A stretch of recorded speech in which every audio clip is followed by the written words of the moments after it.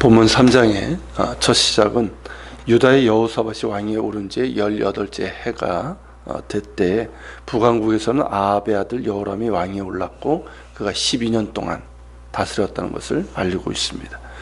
이미 1장에서 본 것처럼 아합의 뒤를 이어서 왕이 된 사람은 그의 아들 아하시아였죠. 그렇지만 그 악행으로 인해서 병이 들어 2년 만에 죽었고 그에게 아들이 없었기 때문에 그의 형제인 여호람이 왕위에 오르게 된 겁니다. 이 여호람에 대한 평가는 2절에서 보는 것처럼 하나님 보시기에 악을 행했지만 그의 부모 아합과 이세벨만큼은 아니었고 그의 아버지가 만든 바알의 우상들을 철거하기도 했습니다. 그러나 여호람은 여로보암이 이스라엘에게 범하게 한 그 죄를 따라 행하고 떠나지 않았다고 했어요. 이게 뭐냐면 이 여로보암이 단과 베델에 성소를 만들고 거기에 금송아지를 두어서 숭배하도록 했었죠. 하나님을 대신한 그런 걸 만들지 않았습니까? 그런 일을 계속 했다는 것입니다. 자, 그런 가운데서 북왕국에게 조공을 바쳤던 모압이 아합이 죽은 후에 배반을 합니다. 그때 모압의 왕이 메사였는데요. 4절에서는 메사를 양을 치는 자라고 했습니다. 이 말은 뭐냐면 모압의 주산업이 목축업이었고 양모를 이용한 산업이 발달했음을 뜻하는 말입니다.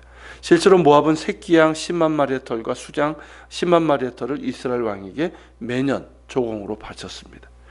아합이 죽고 이 아하시아 여로보암으로 이어지는 혼란기를 틈타서 모압 왕 메사는 조공 바치기를 중단하고 이스라엘의 굴레에서 벗어나려고 했던 것이죠. 여호람은 이런 배반에 대한 응징으로 모압을 공격하고자 합니다. 그래서 화친관계에 있던 남유다의 왕 여호사밧에게 사신을 보내서 모압 침공에 함께할 것을 청합니다. 여호사밧은 흔쾌히 이를 응하고 여호람은 여호사밧과 합류를 하기 위해서 남쪽으로 내려갑니다. 그리고 이 둘이 계속해서 남쪽 에돔 광야길로 내려가는데요. 이는 이제 그 당시에 남유다의 봉신국이었던 에돔의 군사력을 얻기 위해서였습니다. 그렇게 이스라엘과 유다, 에돔으로 구성된 연합군이 모압을 치러 올라갑니다. 어떻습니까? 군사력에 있어서는 모압보다 능히 우위에 있습니다. 그런데 의외의 난간을 만나게 됩니다. 모압을 치러 올라가는 도중에 물이 없는 거예요. 그 지역 자체가 강우량이 적은 지역이기도 하지만 아마도 가뭄이 있었던 것 같습니다. 그러니까 샘도 말랐고 물이 적어서 대규모의 군사들과 말들을 먹일 만한 물이 부족했던 것이죠. 전쟁도 치르기 전에 목이 말라 죽을 지경에 이르고 말았습니다. 이런 상황에서 북왕국의 여호람은 탄식을 하지만 이 유다의 왕 여호사밧은 아합 왕 때의 아람과의 전쟁에서도 그랬던 것처럼 그때 뭐라고 그랬습니까? 여호와의 말씀을 들어보자라고 했었죠. 이번에도 그 얘기를 합니다. 여호람의 신하들 중에 하나가 엘리사가 있음을 소개하고 여호사밧은 엘리사에 대한 명성을 들어서인지 그가 하나님의 말씀을 지닌 사람이다 라고 거들면서 이 세 왕들이 엘리사를 만나러 갑니다. 자, 왕들이 도착하자 엘리사는 이 여호람에게 아주 차갑게 대합니다. 내가 당신과 무슨 상관이 있기에 여기 왔습니까? 라는 것이죠. 당신의 부친과 모친의 선지자들에게로 가시라 라고 그렇게 말합니다. 이는 여호람이 그의 부모와 같이 우상 숭배적인 혼합 종교를 따르고 있기 때문이죠. 이에 여호람은 지금의 상황이 위급함을 전하면서 하나님의 말씀을 듣기 위해서 왔다고 합니다. 그의 아버지 아합만큼 적대적이지는 않았습니다. 그러자 엘리사는 여호람이 아니라 여호사밧 때문에 하나님의 뜻을 묻겠다고 합니다. 여호사밧은 우리가 이미 앞에서 본 것처럼 하나님 보시기에 선한 왕이기 때문입니다. 한 사람의 신앙과 선함으로 인해서 하나님의 궁일이 임한 것이죠. 잠언 11장 11절에 보면 성읍은 정직한 자의 축복으로 인하여 진흥하고 악한 자의 입으로 말미암아 무너지느니라 라고 말씀하고 있습니다. 그러니까 하나님 보시기에 정직하게 행한 여호사밧으로 인해서 위기의 상황에서 구원함을 받게 된 것입니다. 언제나 그렇듯이 하나님 보시기에 정직하게 행하는 믿음의 사람들을 통해서 하나님의 구원의 손길이 임합니다. 지금 우리나라의 위기의 상황에서도 하나님 앞에 정직하게 행하는 믿음의 사람들의 기도가 필요합니다.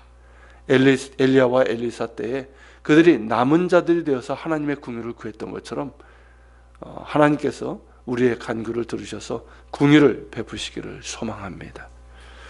자, 엘리사는 먼저 검은고 타는 자를 불러달라고 청하죠. 이 검은고라고 번역되어 있지만 고대 이스라엘에서 사용됐던 현악기를 뜻합니다. 자, 엘리사가 악기를 연주하도록 하게 한 이유는 뭘까요? 마치 고대 근동도 그렇고 무당들도 그렇고 음악을 이용해서 어떤 무아지경에 이르는 그런 샤먼들과 같은 그런 행위일까요? 절대 그런 모습이 아닙니다. 음악을 통해서 하나님을 찬양하거나 마음을 안정시키고 기도하기 위해서입니다. 하나님을 찬양할 때 하나님의 임재를 경험할 수 있습니다. 그렇게 엘리사가 하나님을 찬양하며 기도할 때 하나님의 손이 엘리사 위에 임하게 됩니다. 그에게 임한 하나님의 말씀은 뭐였습니까? 이 골짜기에 또랑을 많이 파라는 것이었습니다. 즉 물 문제를 해결해 주실 것이고 더불어서 하나님께서 모압 사람들도 그들의 손에 넘겨주셔서 승리할 수 있게 해주시겠다는 응답이었습니다. 엘리사가 전한 하나님의 말씀대로 그들은 골짜기에 도랑을 많이 팠고 다음날 아침 소재를 드릴 때에 에돔 쪽에서부터 물이 흘러와서 도랑이 가득 차게 되었습니다. 여러분, 이게 단순한 일이 아닙니다. 실제로 그쪽에 가면 알겠지만 본래 물은 에돔 쪽에서 흘러오지 않습니다. 에돔 쪽은 북쪽인 모압 땅보다 건조하고 강우량이 적습니다. 그렇기 때문에 물이 흘러온다면 북쪽이지 남쪽 에돔 쪽이 아닙니다. 그럼에도 물이 에돔 쪽에서 흘러나와서 도랑이 가득 찼다는 것은 그것이 전적으로 하나님의 역사심으로 인한 것임을 보여주고 있는 겁니다. 그리고 더 중요한 것은 이 일이 언제? 아침 소재를 드릴 때 일어났다는 것이에요. 오늘날로 하면 새벽 기도 드릴 때 이 일이 일어났다는 것입니다. 하나님을 예배하고 기도하는 때에 하나님의 역사심이 임했다는 것이에요. 본문에는 누가 드렸는지 기록되어 있지 않지만 아마도 엘리사의 말을 듣고 여호사밧이 아침 소재를 드렸을 것입니다. 자, 여호람, 북왕국의 여호람의 관심은 뭐였습니까? 당장의 위기 상황에 대한 해결이었어요. 그러나 여호사밧은 하나님을 예배하는 일을 했습니다. 여호사밧은 무엇이 더 중요한지를 알았던 겁니다. 문제 해결보다 더 중요하고 우선되어야 할 것은 하나님을 예배하는 것이고 기도하는 가운데 그분의 긍휼과 때를 따라 돕는 은혜를 구하는 것입니다. 그럴 때 하나님의 응답도 주어지는 것이에요. 그러므로 우리는 하나님의 은혜 보좌 앞으로 나아갑니다. 평탄할 때도 그랬지만 어떤 위기의 상황, 어려움에 닥쳤을 때, 어떤 문제가 있을 때 우리는 더더욱 하나님 앞에 나아가 예배자로 섭니다. 하나님을 기뻐하며 또한 감사하며 하나님의 긍휼하심과 때를 따라 돕는 은혜를 간구합니다. 거기에 길이 있고 평안이 있고 자유함이 있고 무엇보다 하나님의 역사심이 있습니다. 엘리사가 말한 것처럼 이것은 여호와 보시기에 작은 일이라. 그 역사심이 우리의 기도 가운데도 있기를 소망합니다. 같이 기도합시다. 오늘 말씀을 기억하면서 같이 기도합시다. 주님, 그들이 외적으로는 준비를 했지만 뜻하지 않은 난관에 부딪혔을 때에 하나님의 사람을 통해서 그들이 순종을 했고, 그리고 무엇보다 아침 소재, 아침에 예배를 드리면서 기도하는 가운데 하나님의 역사심을 보게 되었습니다. 하나님, 우리 역시 주님 앞에 기도하며 나갑니다.